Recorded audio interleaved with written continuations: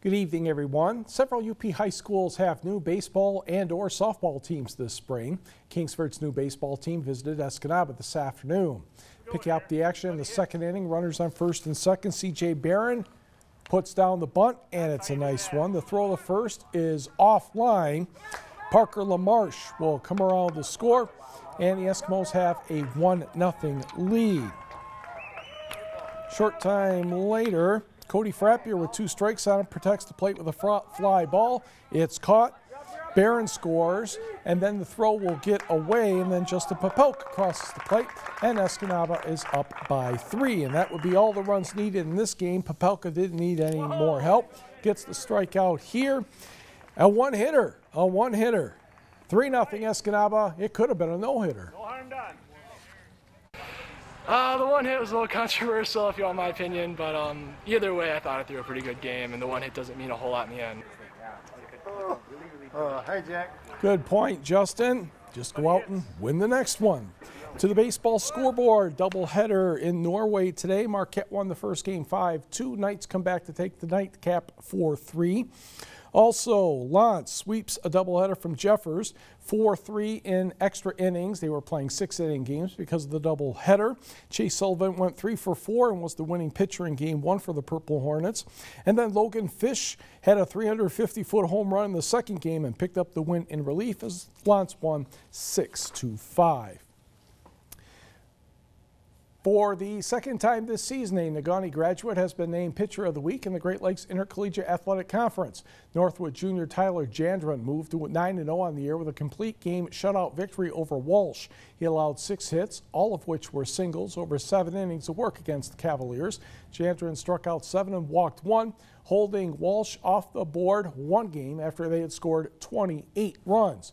Northwood is back in first place in the GLIAC, and Jandron leads the GLIAC in wins with 9, ranking second in the league in earned run average at 2.58.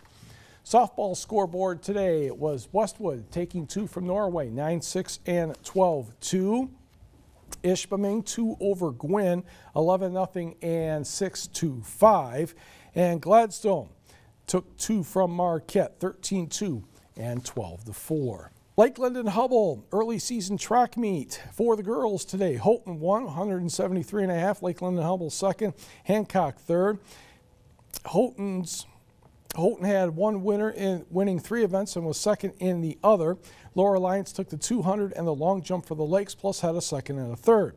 On the boys' side, Houghton over Lakeland and Hubbell with Calumet third. Clayton Sand had a part in 3 distance victories for the Gremlins. Brendan Middleton had 2 firsts and a pair of seconds for the Lakes. And Calumet's Jesse Helmanen won the shot put. Meanwhile, a quadrangular meet at Rapid River. The Ishpeming girls were first, followed by Munising and Mid-Peninsula. On the boys' side, the Rockets were first, with the Hematites second and the Wolverines third. Boys tennis, West Iron County turned back Escanaba 5-3, and it was Negaunee 8-0 over Ishpeming, plus Westwood dispatched Iron Mountain 6-2. Girls soccer, lots of action, not much scoring. Kingsford and Marquette played to a tie at 1. 16 high schools sent boys golf teams to Norway for the Knights Invitational, and Hunter Eichhorn of Kearney Nato looks like he's in trouble. This is the 6th hole, a par 5. His second shot over some trees. Darn near landed in the hole, but the golf ball would not stick on the green and landed next to me. He had a par. Next, Ethan Pattison of L'Anse, a chip from below the hole. And I think Ethan should be satisfied with this effort. He would sink the next putt. He was part of a 5-way tie for 5th place with an 82. Move ahead to the 7th hole, a short par 3. Calumet's Wyatt Turanimi went to school on a similar chip by Dollar Bay's Jaden Jenke just prior to his attempt. Turanimi made par, a 5-way tie for 5th place. Eichhorn was your medalist with a 72. Manistique's Louis Berry was the runner-up with a 77. Calumet, your team winner, 2 shots better than Negaunee, 344 to 346, and Kearney Nato was a close third. Knox has learned that he has to hire a boys and girls varsity basketball coach in less than a week's time. Girls basketball coach Eric Lundeen resigned yesterday, citing he wanted to spend more time with his family. After a slow start, the Braves girls finished 7-15 and reached the Class B district final. That was the boys coach Clayton Castor.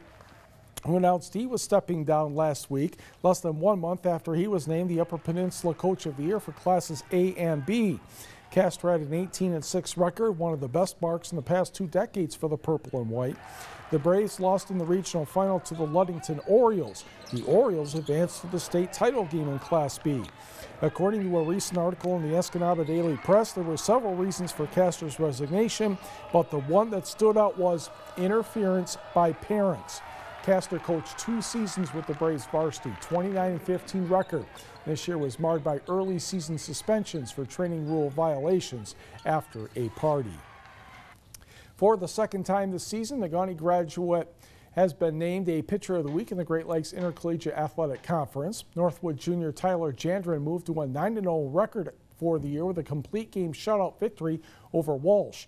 He allowed 6 hits, all of which were singles over 7 innings of work against the Cavaliers. Jandron struck out 7 and walked 1, holding the Cavaliers off the board 1 game after they had scored 28 runs. Northwood, by the way, is in first place in the GLIAC.